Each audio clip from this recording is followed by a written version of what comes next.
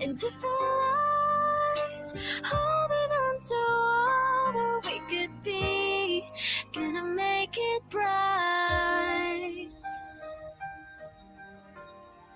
Found something new through the dark nights, the highlights. You're my lifeline as we take our flight. Let's paint the sky into lights, holding on to all that we could be, gonna make it bright. Now here with you, found something new through the dark nights, the highlights. You're my lifeline as we take our flight. Let's paint the sky into Pinilit lang ako ng isang reporter para tanungin yung mga tanong na yon. Sino? Troy Sebastian. Troy, dapat tutulungan mo lang ako mahanap kung sino yung batang kasama ko, di ba? Bakit ganito yung nangyari? Troy, umamin ka sa akin. Bakit mo ginagawa to, ha? Para ba to sa career mo, ha? Troy! Kailangan ko makausap si Sir Robert. Gusto ko mag-sorry sa kanya. The only time na pupuntahan natin ng parents ko is pag pinahalala na kitang girlfriend ko. Kimberly Liwanag, will you give me the privilege of being my girlfriend?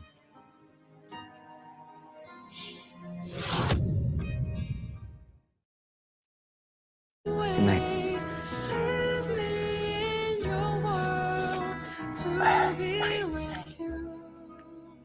to be with you, and only in yours as our as you love me.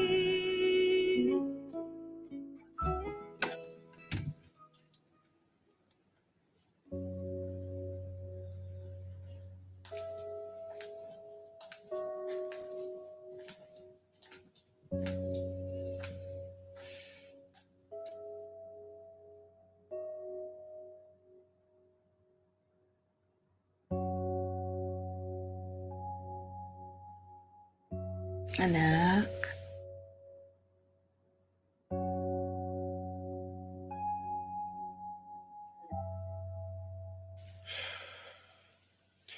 Dapat ba sinabi ko yung totoo? That it was Brandon. Not me. I really don't know. But what I know is your heart was in the right place. Inako mo yun lahat para people would stop bothering Brandon. Pero naintindihan ko rin ang kapatid mo. Kung ano yung mga pinagdaanan niya to be where he is now. So, I don't really know. But what I know is, kung palalalain nito ang problema niyong magkapatid, yun yung mali.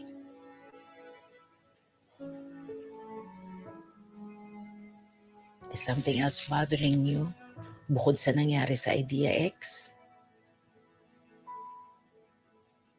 Secretary Kim?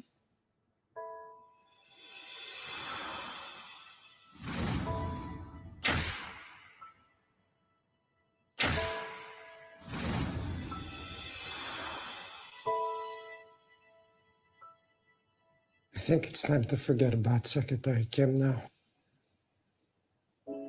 Bakit naman? Anak, bago ka sumuko, lumaban ka muna. Does she even know how you feel?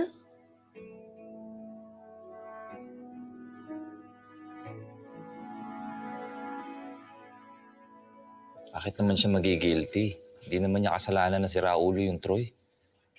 That's what I said. Yung kapatid mo, ang balak mo doon kay Cyrus.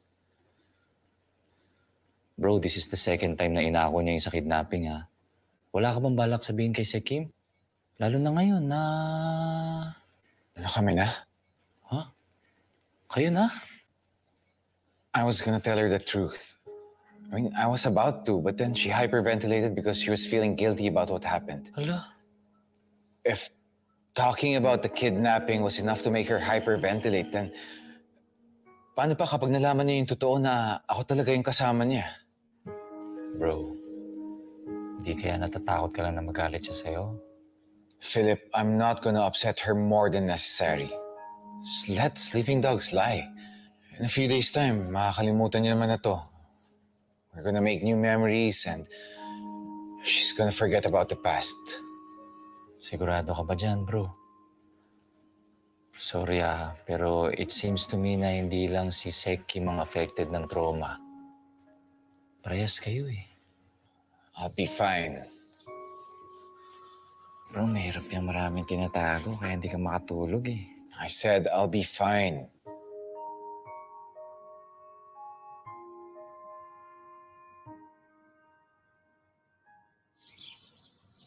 Lovey, mauna na ako, ha? Oo. Saan ang lakad mo? Bay, ka-meeting lang ako. Sino? Pabigla-bigla naman yan? Si Troy Sebastian. Give me 10 minutes. Carlota, wag na. 10 minutes!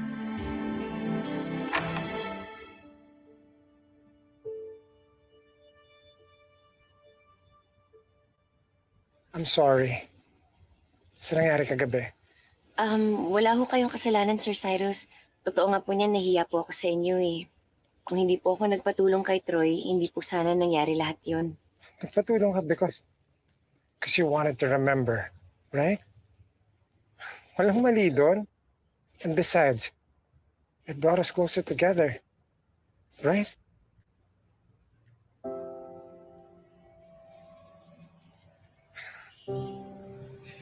Secretary Kim, I didn't come here to apologize.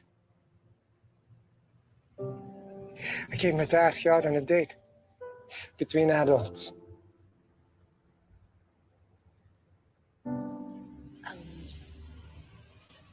Sir Cyrus, hindi na po kasi pwede. I really like you, Secretary Kim. We can go wherever you want. Do whatever you want.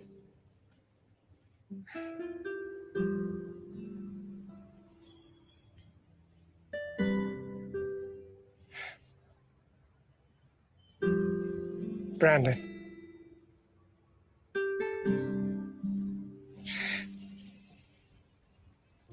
Does my mom know? Hindi pa po namin nasasabi.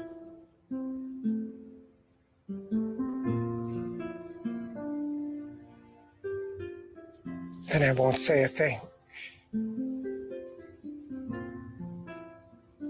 Sir Cyrus.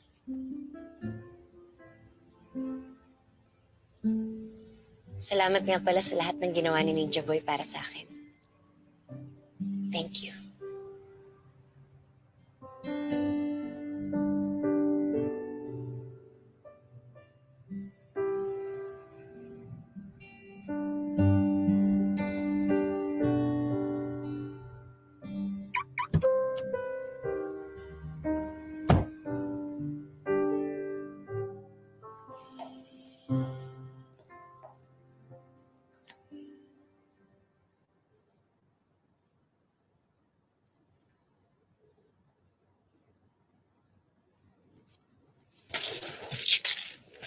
Sorry bro, hindi naman natapon. It's fine. Bro?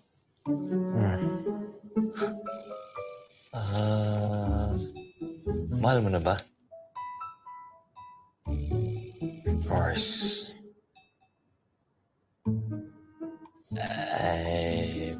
Bro, tatasan mo ba yung sahod ko?